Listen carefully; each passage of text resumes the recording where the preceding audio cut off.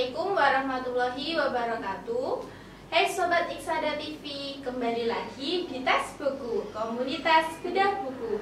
Saya Arda Wahyuning Tias dari LPM 9 sebagai moderator, dan teman saya Sani Masa Andini dari LPM 8 sebagai yang membedah buku. Kali ini mau membedah buku apa, Kak? Pada kesempatan kali ini saya ingin membedah buku mengenai Struk Bukan Akhir Segalanya yang dibuat oleh dosen kami, yaitu Nurse Ferawati dan kakak tingkat kami. Bisa dijelaskan sedikit tentang isi bukunya? Ya, jadi buku ini ya, Struk Bukan Akhir Segalanya. Di sini tuh dia menceritakan atau menjelaskan, maksud saya, cara mencegah dan atasi sejak dini stroke. Jadi di dalam tuh ada penjelasan mengenai apa itu stroke, terus faktor-faktor risikonya, komplikasi stroke itu apa saja. Nanti juga diberitahu dietnya apa, terus obat-obatnya, tapi non farmakologi seperti obat-obat herbal gitu. Baik, untuk selanjutnya mari kita saksikan videonya. Buku ini ditulis oleh dosen kami, yaitu Nurse Ferawati SKPMK, dan kakak tingkat kami Ika Rita S. Salma Amira, dan jadi tebal buku ini adalah 158 halaman dan juga diterbitkan pada tahun 2020 melalui Guepedia. Bab 1, mengenal stroke dan jenisnya. Nah, Indonesia memiliki angka beban stroke terbanyak kedua setelah Mongolia, yaitu sebanyak 100.000 orang berdasarkan Disability Adjusted Life Year. Berdasarkan profil kesehatan Provinsi Bali, tipe stroke yang memiliki tingkat prevalensi yang tinggi adalah stroke iskemik. Nah, stroke ada dua jenis, yaitu stroke iskemik dan juga stroke hemoragik. Untuk stroke iskemik adalah stroke yang disebabkan oleh gumpalan darah yang terbentuk di dalam pembuluh otak. Untuk stroke hemoragik yaitu disebabkan oleh pecahnya pembuluh darah di dalam otak. Lalu kita bab 2, mengenal tanda dan gejala stroke. Tanda dan gejala stroke bagi kebanyakan orang tidak ada tanda-tanda medis yang terjadi sebelum serangan stroke terjadi. Karena stroke biasa menyebabkan dampak yang sangat serius apabila terjadi tanda-tanda peringatan berikut. Maka konsultasi dengan dokter harus segera dilakukan. Untuk meminimalkan gejala sisa stroke, tanda dan gejalanya bisa saya sebutkan, yaitu aneurisma otak, cedera kepala berat, efek pengurangan obat pengencer darah, tumor otak, tekanan darah tinggi. Pada bab 3 terdapat komplikasi pada pasien stroke. Stroke dapat menyebabkan munculnya berbagai masalah kesehatan lain atau komplikasi, dan sebagian besar komplikasi tersebut dapat membahayakan nyawa. Beberapa jenis komplikasinya yaitu DVT atau deep vein thrombosis, hidrosefalus, dan juga disfagia. Disfagia merupakan kerusakan yang disebabkan oleh stroke, dapat mengganggu refleks pengenalan, akibatnya makanan dan minuman dapat masuk ke dalam saluran pernafasan. Selain itu, komplikasinya juga ada tukak lambung, polip usus, dan wasir. Pada bab 4 terdapat faktor risiko terjadinya stroke. Nah, stroke ini juga memiliki faktor risiko yang berbahaya. Jadi jika orang-orang yang mempunyai faktor tinggi atau berisiko tinggi mengalami stroke, kita dari awal sudah harus mencegahnya. Di sini faktor risiko terjadinya stroke adalah riwayat stroke pada keluarga. Jika keluarga memiliki riwayat stroke, kita juga harus waspada. Lalu usia di atas 55 tahun, tekanan darah tinggi, kadar kolesterol tinggi, merokok, diabetes mellitus, obesitas, dan juga pecandu alkohol. Ada beberapa faktor yang tidak bisa kita ubah, yaitu seperti usia, jenis kelamin, riwayat keluarga, dan juga ras.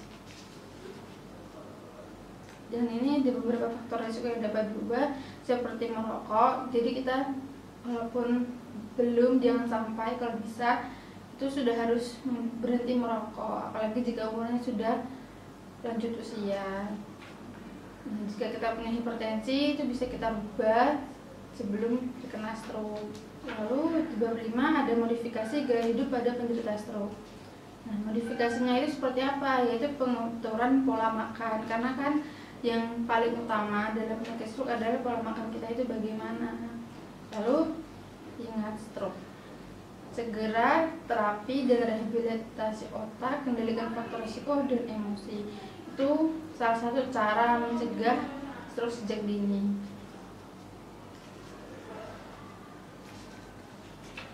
Lalu bab 6 di sini ada stroke berulang. Kenapa seseorang bisa terkena serangan stroke kedua? Seseorang yang pernah mengalami stroke ataupun hanya stroke sepintas akan memiliki risiko lebih besar mengalami stroke kembali. Jadi, faktor yang dapat mempengaruhi stroke berulang diantaranya adalah faktor yang tidak dapat diubah seperti usia, jenis kelamin, riwayat stroke keluarga, riwayat diabetes mellitus, riwayat kelainan jantung, dan kebiasaan merokok.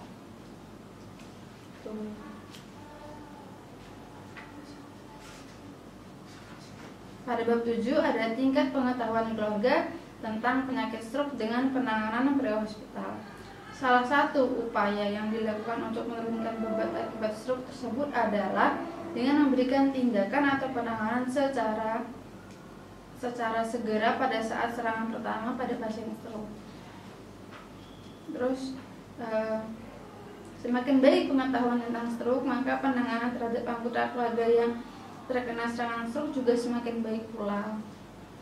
Jadi walaupun kita tidak terkena, sebaiknya kita mempelajari penyakit-penyakit yang sering terjadi di Indonesia atau sering terjadi pada orang lain.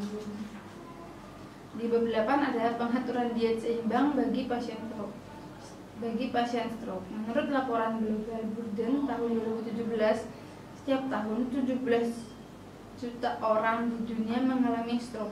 Dari keseluruhan tersebut, 5 juta orang meninggal dan 5 juta lainnya menjadi cacat menetap, sehingga membebani keluarga dan masyarakat.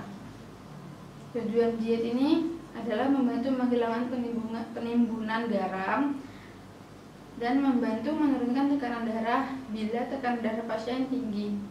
Makanan diperbolehkan bagi penderita stroke adalah semua bahan makanan segar atau diolah tanpa garam natrium yang berasal dari tumbuh-tumbuhan.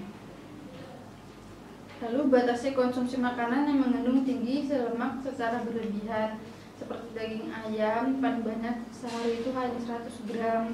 Lalu hindari makanan tinggi natrium atau makanan kaleng.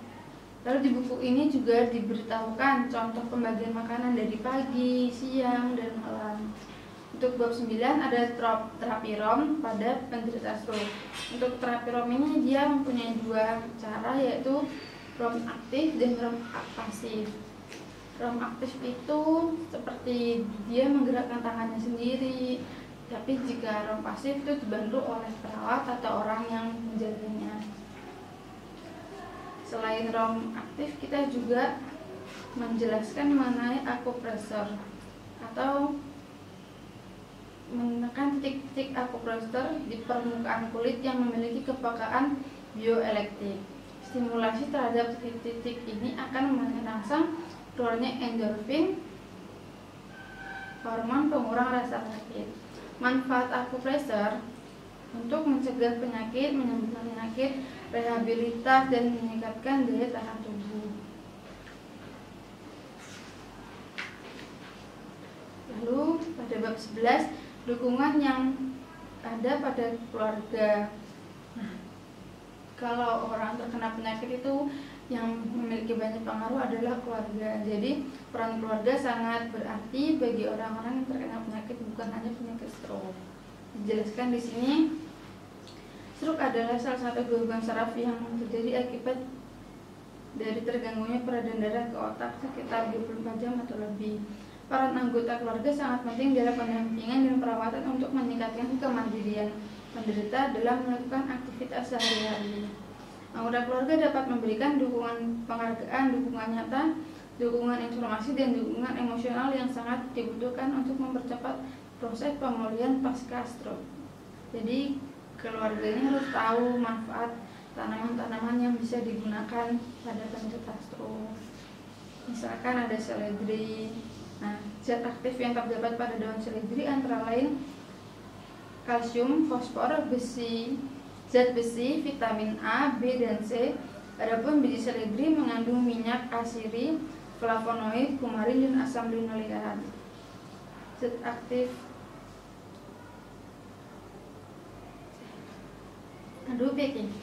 Balik dulu nih. Tanaman obat yang bermanfaat mengatasi stroke salah satunya adalah seledri, lalu ada murbe, dan juga jintan hitam, teh, mentimun. Nah, kita tahu sendiri mentimun itu kan biasanya orang-orang menganggap kalau makan atau membuat jus mentimun itu bisa mengencerkan darah. Cukup sekian bedah buku kali ini. Jika ada pertanyaan silahkan tulis di kolom komentar. Dan juga like dan subscribe channel YouTube kami. Saya akhiri. Wassalamualaikum warahmatullahi wabarakatuh.